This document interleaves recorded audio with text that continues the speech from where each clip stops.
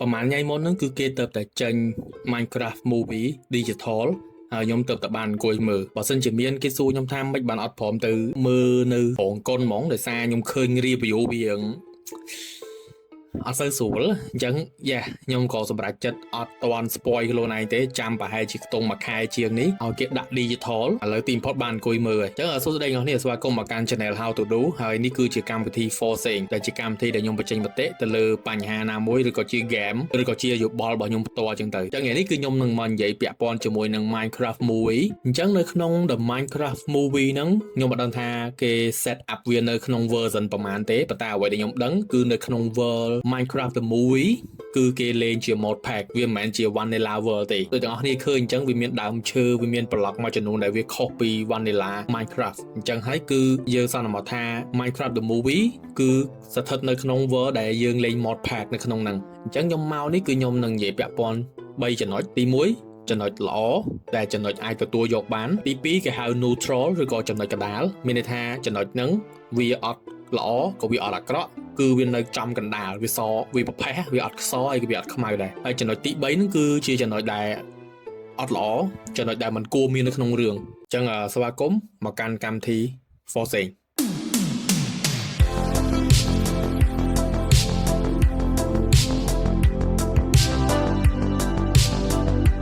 ដូច្នេះសម្រាប់ចំណុចទាំង3ហ្នឹងដែលមានចំណុចល្អចំណុចកណ្ដាលនិងចំណុចអាក្រក់គឺខ្ញុំនឹងនិយាយ depend ទៅលើ vanilla Minecraft អញ្ចឹងអ្វីដែលខ្ញុំចង់និយាយគឺមានន័យថាតើ Minecraft the movie គឺវាធ្វើដូចទៅក្នុង game បានប្រមាណ%អញ្ចឹង3ចំណុចហ្នឹងគឺខ្ញុំនឹងលើកយកមកនិយាយហើយចង់បញ្ជាក់មួយទៀតថាចំណុចដែលខ្ញុំលើកយកមកនិយាយនេះគឺពឹងផ្អែកទៅលើបទពិសោធន៍របស់ខ្ញុំដែលលេង Minecraft តាំងពី2014មកខ្ញុំយល់ថាសាច់ game Minecraft វារបៀបម៉េច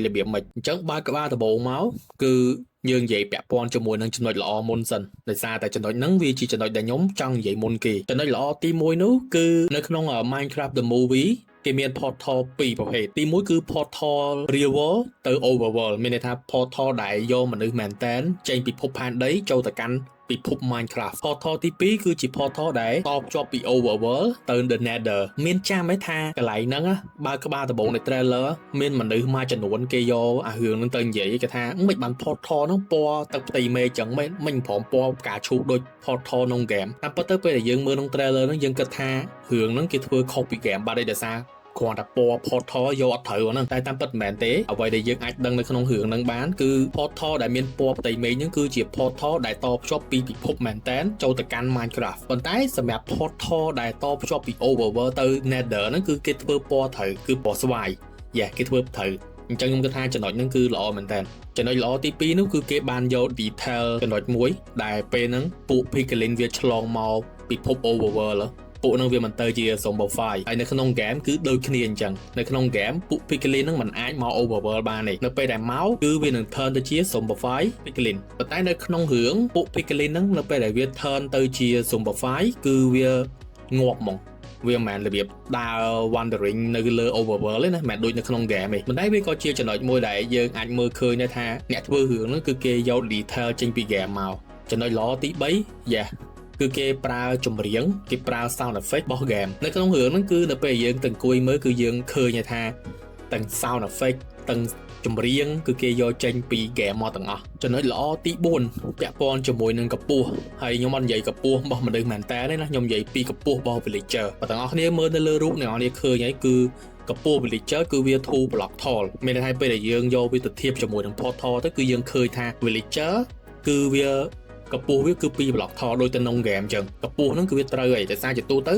villager គឺ2 block tall នៅក្នុង game ណាវាមិនដល់2 block tall ប៉ុន្តែវាប្រហាក់ប្រហែលប៉ុណ្ណឹងហើយមួយវិញទៀតទាំងអស់គ្នាដឹងថានៅពីក្រោយ villager costume ទាំងអស់ហ្នឹងគឺជាមនុស្សដើរតួវាមិនមែនជា CGI គេគ្រាន់តែដាក់ edit តិចតួចដូចថា facial របស់ villager ហ្នឹងគឺគេគ្រាន់តែកែប៉ុណ្ណឹងទេតែខ្លួនប្រាណហ្នឹងគឺជាខ្លួនប្រាណរបស់មនុស្សជាអ្នកដើរតួ villager ហ្នឹងអញ្ចឹងមានន័យថា villager ហ្នឹងដែលអ្វីដែលយើងឃើញនៅក្នុងរឿងហ្នឹងវាមិនមែនជា CGI ទាំងស្រុងឯគឺជា costumeចំណុចល្អទី5នោះគឺពាក់ព័ន្ធជាមួយនឹង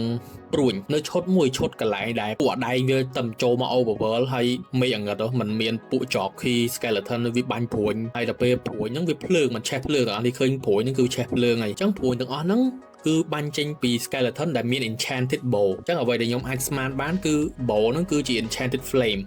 បានវាបាញ់ចេញព្រួញភ្លើងនឹងមកហើយចំណុចល្អទី6ដែលខ្ញុំគិតថាខ្ញុំដឹងគួរយកមកនិយាយអត់ទេប៉ុន្តែចំណុចហ្នឹងគឺ good គឺ zombie វាឆេះពេលត្រូវថ្ងៃដូចខ្ញុំនិយាយបើក្បាលពីដំបូងអញ្ចឹងរឿងហ្នឹងគឺលេងនៅក្នុង mod pack អញ្ចឹងខ្ញុំគិតថាអាចកាលមាន mod pack ឬក៏មាន mod ណាមួយនៅក្នុងហ្នឹងអាចធ្វើឲ្យ zombie វាអត់ឆេះអញ្ចឹងទៅវាធ្វើឲ្យមើលមកវាអត់ទៅវាផ្ទុយពី game ប៉ុន្តែយ៉ាគេនៅតែរក្សាឲ្យ zombie នឹងវាឆេះពេលទៅពលឺថ្ងៃចំណុចល្អទី7គឺចំណុចដែលគេយកអា trick ក្នុង game យកមកប្រើនៅក្នុងរឿងណាគឺ MLG bucket ពេលលោតពីលើមេឃមកយើងដាក់ទឹកដើម្បីកុំឲ្យវា damage ពេលដែលយើងធ្លាក់ពីលើមេឃមកអញ្ចឹងណានៅក្នុងរឿងហ្នឹងគឺមានឈុតមួយអាកន្លែងដែលពេលហោះចេញពីពួក Piglin បាក់ស្លាប់បាយអស់ទៅដល់ពេលធ្លាក់ពីលើមេឃមក Steve ចាក់ទឹកលើដីហើយធ្លាក់មកឯណាល្អបើយកប៉ុន្តែគាត់ឡើយនេះវាយ៉ាងឆ្កងផងថាជាទូទៅនៅក្នុងហ្គេមតើតើយើងចិត្តដល់មែនតែនហ្មងបានយើងអាចដាក់ទឹកបានអានោះមែនទេណាអានោះជះពីលើមេឃមកហ្មងល្អមើលចេះចំណុចល្អទី8វាមិនមែនជាចំណុចល្អទេប៉ុន្តែវាជា Easter egg នៅឈុតមួយនៅពេលដែលយុសាលាអ្នកស្រីឈ្មោះ Malin ហ្នឹងឯង date ជាមួយនឹង villager ហើយมันមានអ្នកបម្រើយកមកហូបមកដឹងអ្នកបម្រើណាគេចាប់ developer របស់ game Minecraft ផ្ទាល់ហ្មងគេបន្លំខ្លួននៅក្នុងហ្នឹងល្អមើលចុះចំណុចល្អចុងក្រោយគេគឺចំណុចល្អទី9គឺនៅចុងបញ្ចប់ end credit scene គឺគេបានណែនាំតួអង្គ default ម្នាក់ទៀតដែលមានឈ្មោះថា Alex ចឹងទាំងអស់នេះដឹងអីអ្នកដែលលេង Minecraft គឺដឹងថា skin default ដែលល្បីរបស់ Minecraft គឺមាន2 Steve ហើយនិង Alex ចឹងនៅ end credit ហ្នឹងគឺគេបានបង្ហាញតួ Alex ហ្នឹងឲ្យជួបមួយ Steve នៅពិភពមែនតើណាហើយប្រហែលជាគេបំរុងធ្វើវគ្គ2ហ្នឹងប្រហែលជាវគ្គដែល Steve ហើយនិង Alex ហ្នឹងរួមដៃគ្នាធ្វើអីមួយខ្ញុំក៏តន្ទឹងរង់ចាំមើលដែរថាតើជំរឿវគ្គ2គេបំរុងធ្វើអីគេជាមួយនឹងតួអង្គ2នាក់ហ្នឹងហើយខ្ញុំក៏សង្ឃឹមថាវគ្គក្រោយគេនឹងអាចយកបិសាចគេអាចនឹងយកmobដែលពាក់ព័ន្ធជាមួយនឹង Minecraft មកច្រើនជាងហ្នឹងដូចជា Mayweather and the Dragon អាហ្នឹងជារបស់ដែល fan គាត់តន្ទឹងរង់ចាំចង់ឃើញមែនតើតែយ៉ាងណាក៏ដោយចំណុចល្អទាំង9នេះគឺជាចំណុចដែលខ្ញុំគិតថាគេធ្វើត្រូវជាមួយនឹង game ឥឡូវយើងចូលមកដល់កលៈមួយទៀតគឺ neutral ចំណុច neutral មានថាចំណុចដែលនៅកណ្ដាលចំណុច neutral ទី1ពាក់ព័ន្ធជាមួយនឹង scale weapon នៅក្នុងរឿងគឺវាខុសពី scale នៅក្នុង game បើនិយាយមកទៅមានន័យថាគេធ្វើតម្រូវដៃរបស់មនុស្សនៅក្នុងរឿងណាគេអត់ធ្វើតម្រូវ scale ដែលនៅក្នុង game ព្រោះនៅក្នុង game របស់វាធំបើមិនជាគេធ្វើទៅ kilo ពេលដែលមនុស្សមែនតែនកាន់វាអត់ទេហៅថាវាអត់ស៊ីគ្នាហើយដូចខ្ញុំនិយាយចឹងចំណុចហ្នឹងវាអត់មានជា effect ខ្ញុំទេหมายថាវា neutral វានៅកណ្ដាលវាមិនអាក្រក់ទេហើយក៏វាមិនជាល្អណាស់ដែរខ្ញុំគិតថាបើសិនជាគេអាចប្រើ scale នៅក្នុង game ហ្មងក៏កាន់តែល្អដែរយើងអាចឃើញទំហំដាវហ្នឹងមែនតើណាចំណុច neutral ទី2គឺជាចំណុចដែលគេចាប់ content creator YouTuber យកមកញុកចូលក្នុងរឿងអ្នកដែលគាត់លេង Minecraft ណាហើយគេយកមកច្រើនណាតែខ្ញុំអត់ស្គាល់ទេខ្ញុំស្គាល់បានតែ2នាក់គាត់ខ្ញុំស្គាល់ Dan DTM ហើយជាមួយនឹង Mambo Jambo ស្គាល់តែ2នាក់ហ្នឹងហើយចំណុច neutral ទី3ពាក់ព័ន្ធជាមួយនឹង pink ship ឬក៏ជាមពណ៌ផ្កាឈូកនៅក្នុងរឿងហ្នឹងគឺយើងបានឃើញហើយថា pink ship ដែលនៅ world របស់ Steve ដែលរស់នៅក្នុងពិភពរឿងហ្នឹង pink ship everywhere ទាំងដែលនៅក្នុង game pink ship គឺជា ship មួយដែលគេហៅថាកម្រមែនតើដល់ពេលនៅក្នុងរឿងគេព្យាយាមបង្ហាញ pink ship ហ្នឹងឲ្យយើងឃើញរហូតជាពិសេសគឺអាឈុតដំបងដែល Steve ជួបគ្នាមួយ Pink Ship ហ្នឹងហើយឃើញ Pink Ship ឡើងមកกับភ្លុកតាមទ្រឹស្ដីរបស់ខ្ញុំណាប្រហែលជាពីដំបងឡើយ Steve ហ្នឹងឃើញ Pink Ship តែមួយឯងតែពេលឲ្យទៅ breed ជាមួយនឹង ship ផ្សេងទៅបាន Pink Ship ច្រើនឲ្យយើងឃើញអញ្ចឹងណាដូច្នេះហើយបានជាចំណុចហ្នឹងវានៅក្នុង neutral វាអត់អាក្រក់ទេហើយក៏វាមិនតំណងណាដែរគ្រាន់តែថាខ្ញុំចង់ឲ្យ Pink Ship គឺជារបស់ដែលកម្រដល់ពេលយើងមកឃើញ Pink Ship ធម្មតាលក្ខណៈទៅណាក៏ឃើញលក្ខណៈវាអត់សំខាន់ទៀតវាអត់ដូចក្នុង game វាអត់មានអារម្មណ៍មួយដែលយើងឃើញ Pink Ship ទៅយើងគិតថាអូអាហ្នឹងកម្រណាឥឡូវឃើញនៅក្នុងរឿងលយមែនវាអត់មានអារម្មណ៍ហ្នឹងហើយចំណុច neutral ទី4ចំណុចកណ្ដាលទី4គឺពាក់ព័ន្ធជាមួយនឹងតួអង្គ Steve ទាំងអស់នេះឃើញអញ្ចឹងនៅក្នុងរឿងតួអង្គ Steve គឺដើរតួដោយ Jack Black ហើយអ្នកនេះឃើញរៀង Jack Black ហើយវាដូច Steve ប៉ុន្តែវាមិនមែនជាការរើសអើងទេវាគ្រាន់តែជាចំណុចមួយដែលខ្ញុំមានអារម្មណ៍ថាបើសិនជាគេរើសតួអង្គឲ្យវាសមសួនជាមួយនឹង Steve វាអាចនឹងរឿងហ្នឹងវាមើលមកល្អមើលឬក៏អាចថាល្អមើលជាងនឹងទៀតតួអង្គ Jack Black ហ្នឹងមិនមែនជាតួអង្គអាក្រក់មើលណាជាតួអង្គកំ pl ែងជាតួអង្គដែលលើកសាច់រឿងហ្នឹងបានច្រើនមែនតើប៉ុន្តែខ្ញុំពិតជាចង់ឲ្យតួអង្គ Steve ហ្នឹងជាតួអង្គដែលវាដូចទៅនឹង Steve នៅក្នុង game អត់កំមាប់អត់កធិញកធងកធិញកធាំងអញ្ចឹងប៉ុន្តែ that's okay តួអង្គ Jack Black ហ្នឹងគឺនាំភាពសប្បាយរីករាយនៅក្នុងរឿងនេះច្រើនជាពិសេសគឺធ្វើឲ្យពួកដៃនៅក្នុងរោងកុនបែកអាចពេញផ្ទះ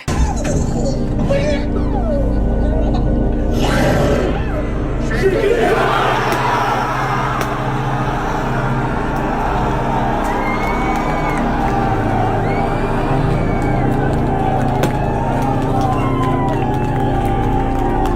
ទៅខ្ញុំគិតថាវាមិនមែនជាបញ្ហាខ្ញុំទេគ្រាន់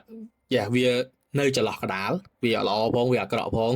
ចំណុច neutral ទី5ពាក់ព័ន្ធជាមួយនឹង skeleton នៅក្នុងឈុតដែលយើងឃើញអាឈុតបាញ់បហាគ្នាពួកអដៃខំព្យាយាមបញ្យល់ platform ឡើងទៅលើមានឈុតមួយដែលអាពាក់ Doctor Disrespect ធ្លាក់ចូលដៅអី skeleton មិននៅលើបាញ់ពីលើមកក្រោមមកត្រូវអត់បាញ់ឲ្យត្រូវអាពាក់ Doctor Disrespect ហ្នឹង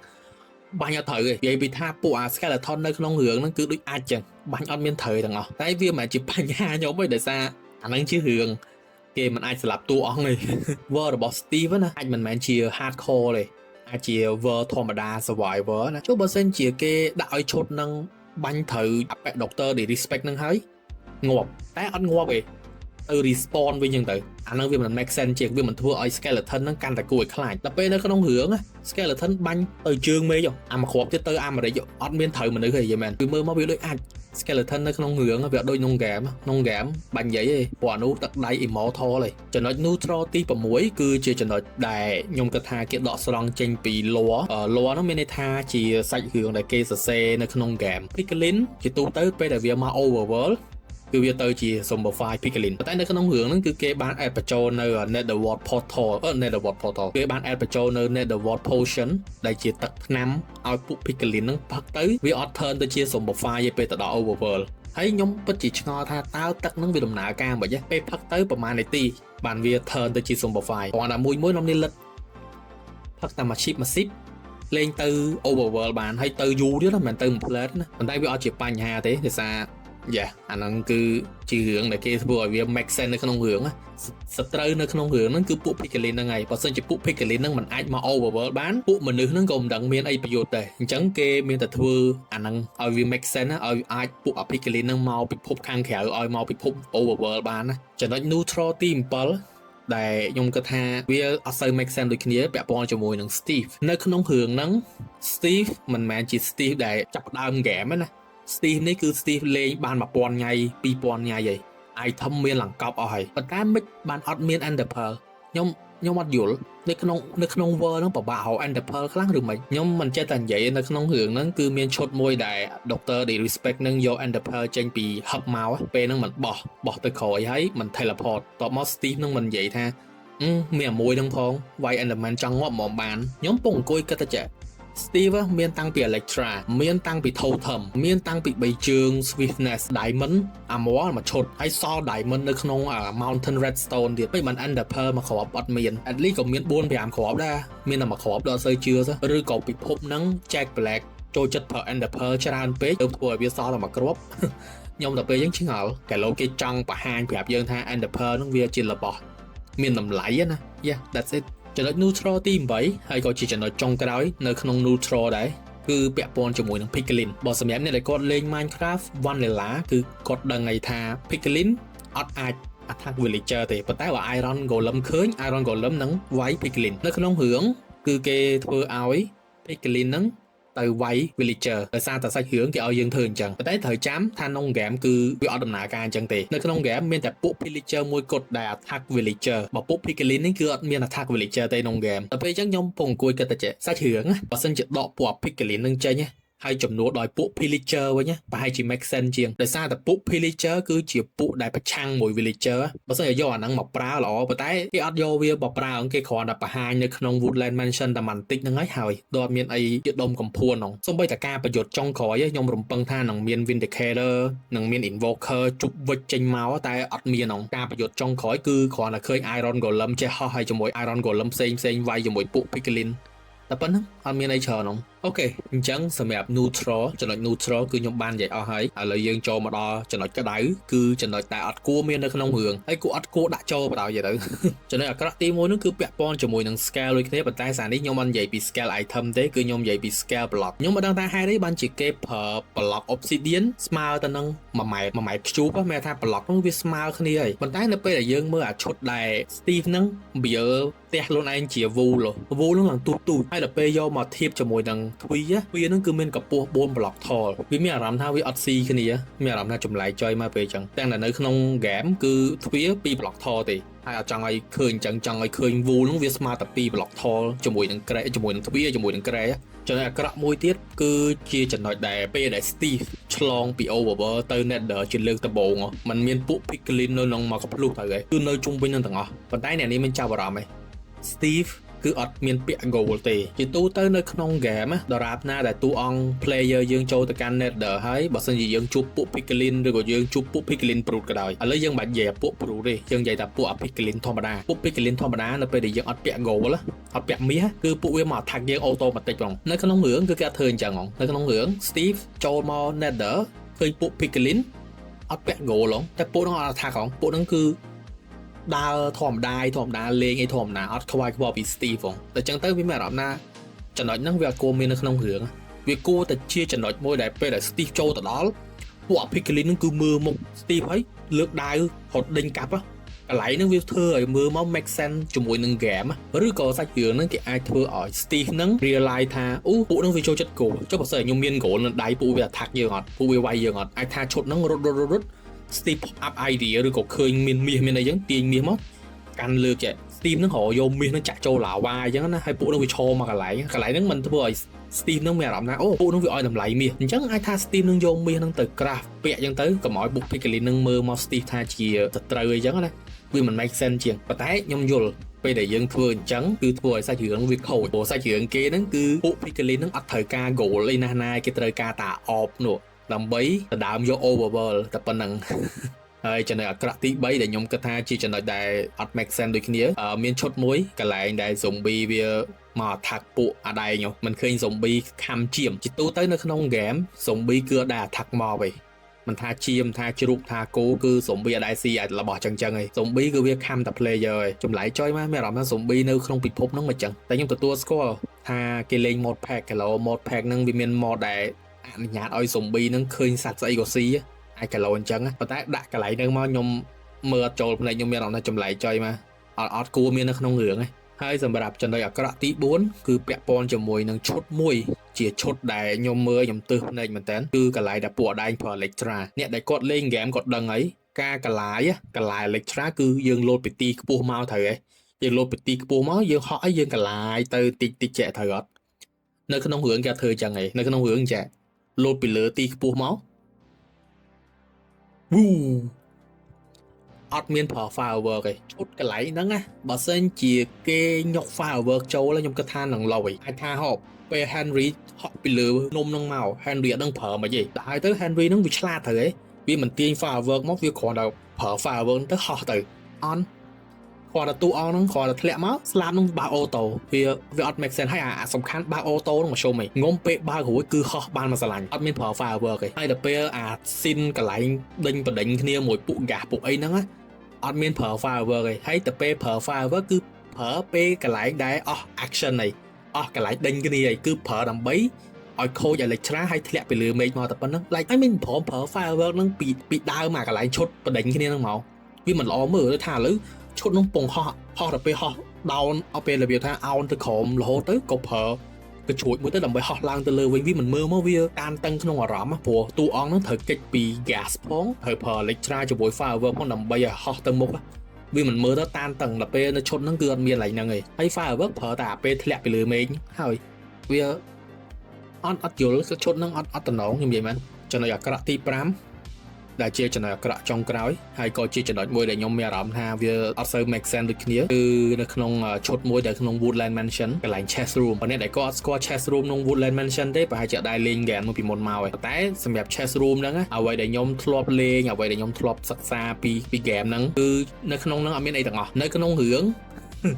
តួអង្គបើកមកសុទ្ធតែកំណប់ Henry បើកហប់មួយឃើញ Diamond ឃើញ Diamond Pickaxe ឃើញ Diamond Sword ឃើញ Redstone ឃើញ Gold Apple ហើយឃើញ Soul Stake ប៉ុន្តែក្នុង game គឺអត់មានអញ្ចឹងទេណាគ្នាយើងចំណុចកន្លែងហ្នឹងខ្ញុំគិតថាអាចថាចេះតួអង្គ Henry ហ្នឹងដើរចូលកន្លែង room chess room ហ្នឹងប៉ុន្តែពេលបើក chess គ្រប់ទាំងអស់អត់មានអីទាំងអស់មានតែស្លឹកឈើអាកន្លែងនេះវាធ្វើមក make sense ជាងតែពេលបើកដល់ហប់ចុងក្រោយហ្នឹងហប់ភ្លឺហប់នឹងវាភ្លឺទៅបើកទៅបានគ្រីស្តាល់អញ្ចឹងទៅវាមិនធ្វើមកវាល្អមើលជាងជីជាងពេលបើកហប់មកឃើញតាំងដាវ បើកមកឃើញបថៅបើកមកឃើញ steak លក្ខណៈវាអត់ make sense ណាដូច្នេះសម្រាប់3ចំណុចនេះគឺជាមតិរបស់ខ្ញុំទាំងអស់គ្នាគឺអាច comment ដោយសេរីប៉ុន្តែសូមមេត្តាប្រើខួរក្បាលមុននឹង comment ព្រោះដោយសារតែការនិយាយរបស់ខ្ញុំគឺខ្ញុំផ្ដោតទៅលើបទពិសោធន៍របស់ខ្ញុំក៏ដូចជា information ផ្សេងៗដែលខ្ញុំយកមកពី internet មកដែរអញ្ចឹងអាចថាកាឡូចំណុចដែលខ្ញុំនិយាយហ្នឹងវាអាចនឹងត្រូវខ្លះខុសខ្លះអ្នកនាងស្ដាប់ទៅបើសិនជាកន្លែងណាវាខុសកន្លែងហ្នឹងវាអត់តំណងក៏ជួយ comment ប្រាប់តែប៉ុណ្្នឹងទៅគឺចប់អញ្ចឹងវីដេអូហ្នឹងគឺមានប៉ុណ្្នឹងទេអរគុណមែនទែនសម្រាប់ការតាមដានហើយបើសិនជាអ្នកនាងឃើញរឿង Minecraft ហ្នឹងខុសពីខ្ញុំហើយថាឃើញទៅកថាអាចខ្លាំងក៏ comment ប្រាប់ផងថាមិនបានឃើញទៅកថាអាចអ្នកដែលគាត់ឃើញណារឿងហ្នឹងធ្វើបានល្អឥតខ្ចោះហើយអញ្ចឹងអាច comment ប្រាប់ខ្ញុំផងថាមិនបានមើលទៅឃើញល្អឥតខ្ចោះអញ្ចឹងណាអញ្ចឹងយើង sharing ទៅវិញទៅមកហើយខ្ញុំទទួលចំណុចខ្ញុំនឹងព្យាយាមអាន comment ទាំងអស់គ្នាតាមដែលធ្វើទៅបានអញ្ចឹងយើងមានតែប៉ុណ្្នេះហើយយើងនឹងចាំជួបគ្នានៅវីដេអូក្រោយៗទៀតបាយបាយ